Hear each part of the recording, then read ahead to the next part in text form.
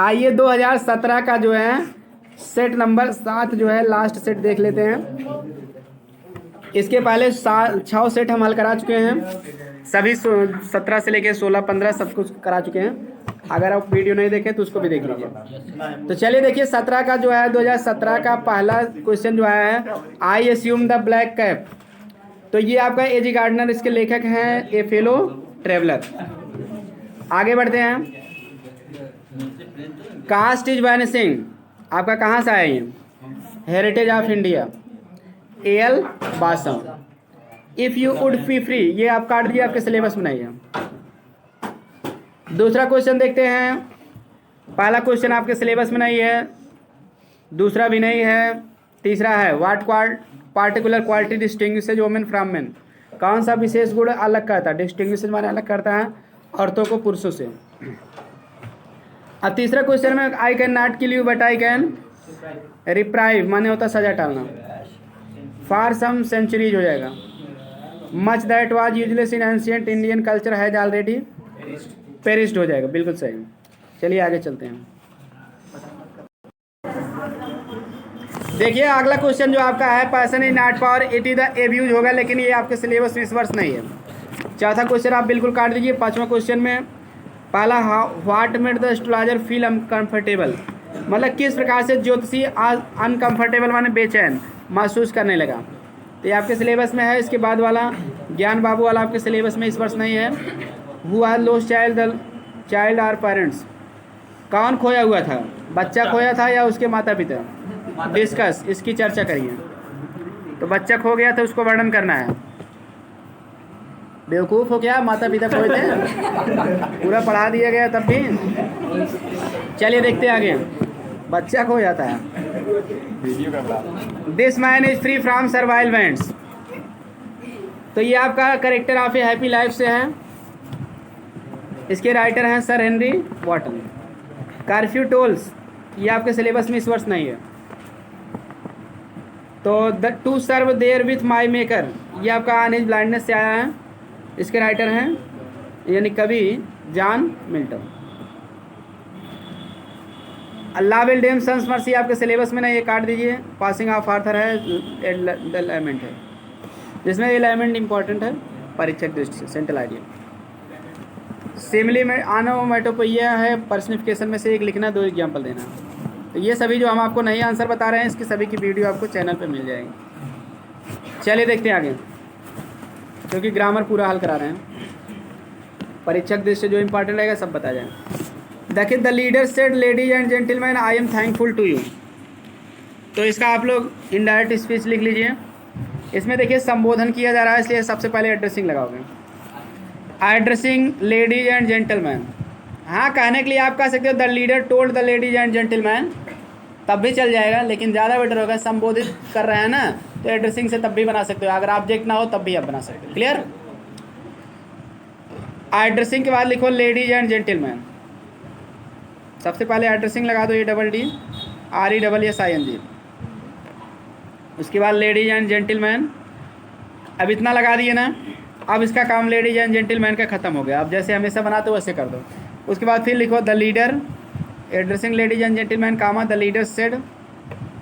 Said का आप told कर दो, क्योंकि आप ऑब्जेक्ट माने हो ना, टोल्ड कर दो, क्योंकि क्लियर हो गया किससे कह रहा हो ना। द लीडर टोल्ड, ठीक है, द पीपुल कर दो, क्योंकि लोगों को ही तो लेडीज एंड जेंटलमैन कहा है। वैसे तो आप देम भी कर सकते हो, गलत नहीं होगा, लेकिन जहाँ क्लियर रहे तो वही मान लेना चाहिए। The leader told the people कर दो, क्लियर, या देम भी कर सकते हो, ठीक ना। दैट कर दो, आई का ही कर दो, एम का वाज कर दो। उसके बाद थैंकफुल टू यू आल का कर दो, देम आल कर दो, या आल ऑफ देम भी कर सकते हो। Thankful to all of them, ठीक है ना। आल ऑफ देम भी कर सकते हो, देम आल भी कर सकते हो, क्योंकि अपने हिसाब से आपको इनडायरेक्ट बोलना है। क्लियर? समझ गए ना। Thankful to all of them better होगा, उनमें से सभी को, क्योंकि यहाँ यू क्या है, टू यू आल तुम सभी को। देम आल भी कर सकते हो, आल ऑफ देम भी कर सकते हो। एक बार फिर से सुन लो। हाँ, addressing ladies and gentleman comma the leader told the people का हो या देम क्या दो, that he was thankful to them all या टू ऑल ऑफ देम। बात समझ गए। दूसरा, सुधा सेड टू मी, तो Sudha asked me, said to का आस्क्ड कर दो, उसके बाद इफ़ लगा दो क्योंकि फर्स्ट टाइप है इफ़। अब देखिए आई का जो है सुधा के अनुसार सी हो जाएगा, डू नॉट का हो जाएगा did not, clear. Love you का हो जाएगा मी, तो हो जाएगा Sudha asked me if she did not love me. समझ गए ना। बढ़ते हैं आगे। He was ill he went to school, simple sentence बनाना है तो आपको कर देना है in spite of being ill. He because कहाँ लगाओगे, सिंपल सेंटेंस में बिकाज लगाओगे। बिकाज आप लगाना ही चाहो तो बिकाज आप इलनेस कह सकते हो, बीमारी के कारण, कामा ही डिड ही, ठीक ना, तब लेकिन डिड नॉट भी करना पड़ेगा। ही वेंट टू स्कूल, बीमारी के कारण तो वह स्कूल जाएगी नहीं, गलत हो जाएगा, बिकाज मत लगाओ, गलत हो जाएगा। आपको ऐसे करना पड़ेगा इन स्पाइट ऑफ बीइंग इल, क्योंकि यहाँ बात का विरोध किया जा रहा है, विरोध के लिए बिकॉज ऑफ नहीं लगता, इन स्पाइट ऑफ लगता है, क्लियर। तो आपको करना पड़ेगा इन स्पाइट ऑफ, ये आपका प्रीपोजिशन है, इन स्पाइट ऑफ के साथ हमें सब जीरंड लगता है, तो वाज का जीरंड आप बीइंग बना लो। इन स्पाइट ऑफ बीइंग इल अर्थ होगा बीमार होने के बावजूद। ही वेंट टू स्कूल, वह स्कूल गया। ऐसा सेंटेंस बनाओ जिसका कंप्लीट सेंस भी रहना चाहिए ना, क्योंकि सार्थक शब्दों का वह समूह जिससे पूर्ण भाव व्यक्त हो उसे वाक्य कहते हैं। आप कह दोगे बीमारी के कारण वह स्कूल गया, ये कोनो अच्छी बात नहीं है, बात का विरोध करना है इसमें, क्लियर। तो बीमारी के बावजूद, बीमार होने के बावजूद वह स्कूल गया, ऐसा कहना बेटर होगा, क्लियर। क्योंकि बीमार रहने पर अक्सर आदमी नहीं जाता, लेकिन वो गया तो इसलिए इन स्पाइट ऑफ लगेगा, ठीक ना। The boy failed many times, लड़का कई बार फेल हुआ। ही गेव अप हिज स्टडीज, वो अपनी पढ़ाई छोड़ दिया। तो इसमें कंपाउंड सेंटेंस बनाना है, तो आपको कुछ करना नहीं है, टाइम्स के बाद सो लगा दो, बाकी अगला वाक्य जोड़ दो, ये छोटे से हो जाएगा।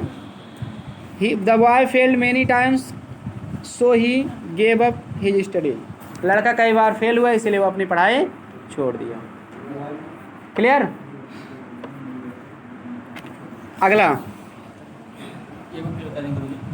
फुल स्टॉप की जगह सो लगा दो, बाकी सब अपनी जगह रहेंगे। इतना सरल तरीके से बताते तब भी समझ नहीं पाते, ध्यान दिए करो, बदमाशी ध्यान देते हो, पढ़ने ध्यान देते नहीं हो। चलिए देखते हैं।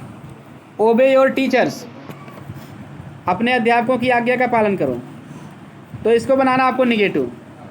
तो सबसे पहले आपको करना पड़ेगा डू नॉट, और ओबे का तब उसके बाद आपको कर देना पड़ेगा डिस ओबे।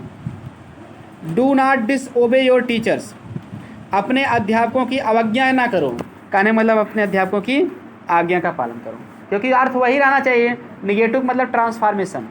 तो इसमें करना क्या पड़ता है, निगेटिव भी बनाना पड़ता है, प्लस एंटोनिम्स का प्रयोग द्वारा बनेगा, क्लियर। तो डू नॉट डिस ओबे, ओबे का एंटोनिम्स लिखो डिस ओबे, और उसके पहले डू नॉट लगाओ, क्योंकि इम्परेटिव है तो बिना डू लगाए नॉट नहीं लगा सकते हो, clear. Do not disobey your teachers. अगला, he decided to sell his house, वह अपना घर बेचने का निश्चय किया। तो देखिए यहाँ टू से एक क्लास जोड़ा गया, तो इसमें ऐसे वाक्य में ही डिसाइडेड का होगा इट वाज डिसाइडेड, सब्जेक्ट हम इट ले लेते हैं, तो डिसाइडेड का वाज डिसाइडेड पैसिव वॉइस बना दो, इट वाज डिसाइडेड, क्लियर। अब उसके बाद ही का बाय हिम हो जाएगा, it was decided by him. उसके बाद टू सेल हिज हाउस जोड़ दो, it was decided by him to sell his house, ठीक है। उसके द्वारा उसका घर बेचने का क्या किया गया, निश्चय किया गया, clear. It was decided by him to sell his house, ठीक।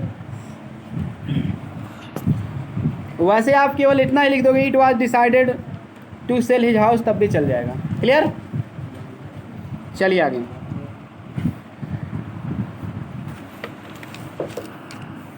His mother is confident at her ठीक, कन्फाइंड है, कन्फाइंड माने सीमित होना।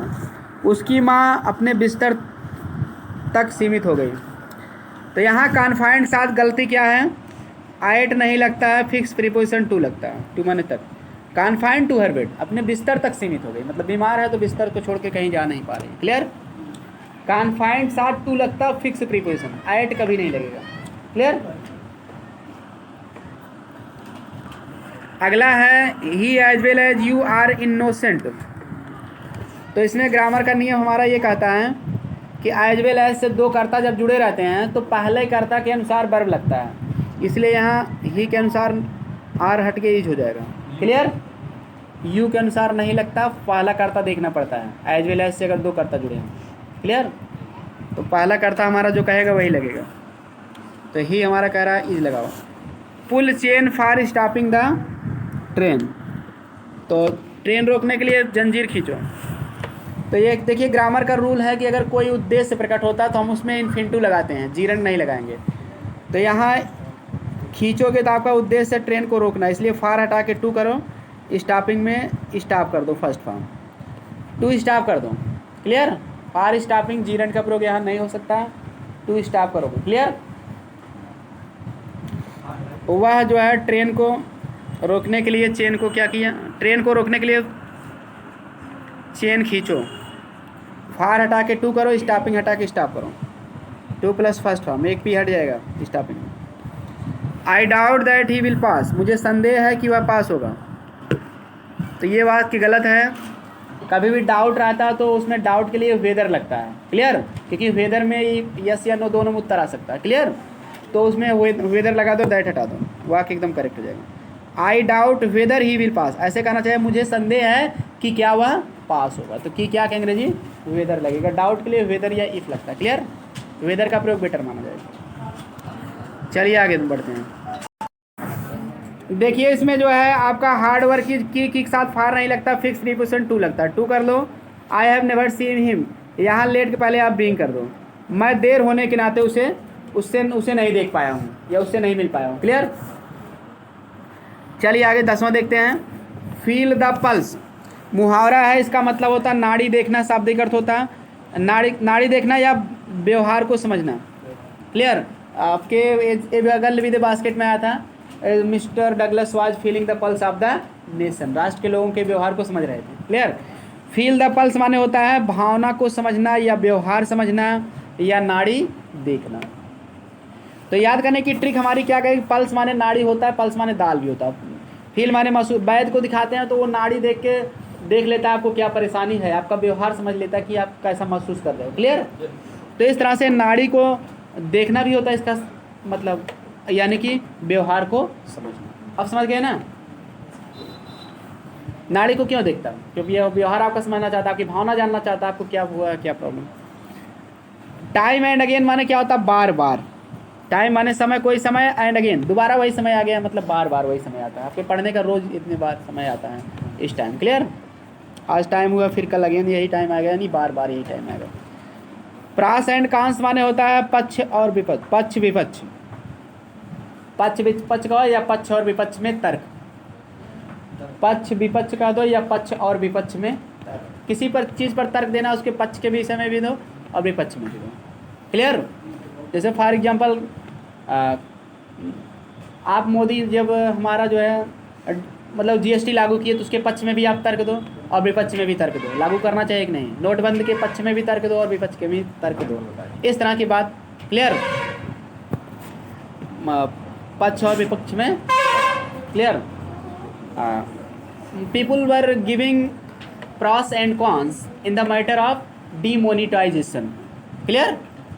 नोटबंदी आर जीएसटी। क्लियर। इस तरह से सेंटेंस बना सकते हैं।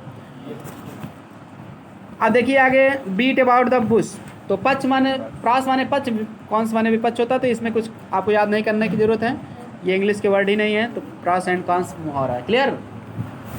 ग्रीक भाषा से आए हैं, पक्ष और विपक्ष में तर्क। तो प्रास का मतलब पक्ष से होता है, कांस मतलब विपक्ष, पक्ष और विपक्ष या पक्ष और विपक्ष में तर्क। बीट अबाउट द बुश माने होता है घुमा फिरा कर बात करना, कई बार पीछे बताया जा चुका है, कहानी है जो पीट रहे थे झाड़ी को, तो जब आ गए तो इधर उधर की बातें करने लगे। फूल्स पैराडाइज माने क्या होता है? मूर्खतापूर्ण अभिलाषा। अब याद कैसे होगा? फूल माने मूर्ख होता है, पैराडाइज माने स्वर्ग। अगर मूर्ख हो आदमी, स्वर्ग की बात करें तो मूर्खतापूर्ण अभिलाषा, अच्छा काम कुछ नहीं कर रहा, स्वर्ग की अभिलाषा कर रहा है कि हम स्वर्ग जाएं। या फिर आप मूर्ख हैं, पढ़ने में एकदम मूर्ख हो और सोच रहे हैं कि 90% पा जाए और हम IIT क्रैक कर दें, IAS निकाल लें, तो आप पढ़ कुछ नहीं रहे हो, बस केवल सोच रहे हो, तो आप मूर्खतापूर्ण अभिलाषा कर रहे हो ना, क्योंकि आप पढ़ लिख के नौकरी पा जाओगे, जान लीजिए स्वर्ग प्राप्त कर लिए, बढ़िया नौकरी पा गए तो आप स्वर्ग प्राप्त कर लिए। तो मूर्ख स्वर्ग यानी की आशा कर रहा है, यानी मूर्खतापूर्ण अभिलाषा कर रहा है। तो मूर्खतापूर्ण अभिलाषा ना करो, यथार्थ में अच्छे से पढ़ो, तब आपको सफलता मिलेगी। क्रोकोडाइल टीयर्स माने होता है घड़ियाली आंसू या दिखावटी सहानुभूति। दिखावटी सहानुभूति, तो इसमें वो कहानी है, तो जो क्रोकोडाइल जो है मच्छर से जो है दिखावटी आंसू गिरा रहा था, उसी से बना है। क्लियर? दिखावटी सहानुभूति दिखा रहा था, उसको मतलब ले जा रहा था अपनी मिसेज के पास, उसको मतलब वहाँ वो खा लेती है उसको कलेजा। क्लियर? तो कहा कि हम तो भाई कलेजा तो बैर के पेड़ पे रखे हैं, तो हमको जाए लेते हैं, तो उतर के जाना गया, अपना जान बचाया। एंटानिम्स देख लेते हैं। एडवर्सिटी माने क्या होता है? विपत्ति होता है, दुख होता है, विपत्ति होता है, प्रॉस्पेरिटी इसका हो जाएगा। क्या हो जाएगा? PROSPERITY। एडवर्सिटी माने होता है दुर्भाग्य या विपत्ति, प्रॉस्पेरिटी माने संपन्नता होती है।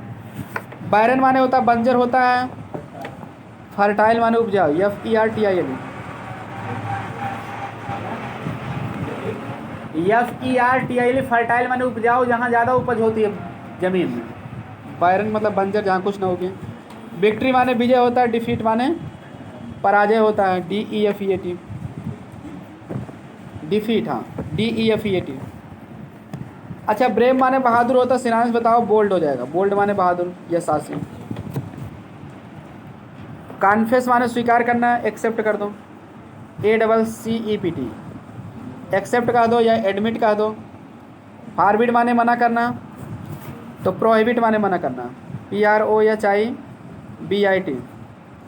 प्रोहिबिट, PROHIBIT, प्रोहिबिट माने मना करना।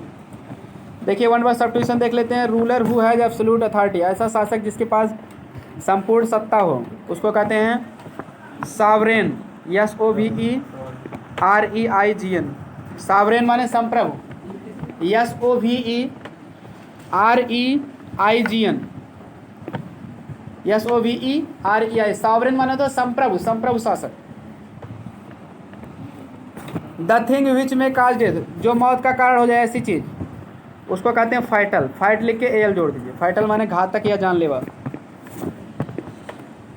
A person who looks at the bright side of thing, जो हर चीज़ों में आशा, ब्राइट साइड मतलब आशा दिखाई पड़े, जिसको ऑप्टिमिस्ट कहते हैं, OPTIMIST। अगला सोर है। सोर माने SOAR माने उड़ना होता है, ऊंचाई पर उड़ना, सोर उसको कहते हैं। और दूसरा सोर माने होता है छाला, जैसे छाला पड़ जाता है कभी कभी मुंह में, छाला, ठीक है ना, छाला या घाव, ठीक, मुंह वगैरह पड़ जाता। तो इस तरह से आज की वीडियो में इतना ही। अगली वीडियो में हम आपको इसका ट्रांसलेशन बताएंगे। वीडियो पसंद आए तो लाइक, सब्सक्राइब और शेयर करें। मिलते हैं नेक्स्ट वीडियो में।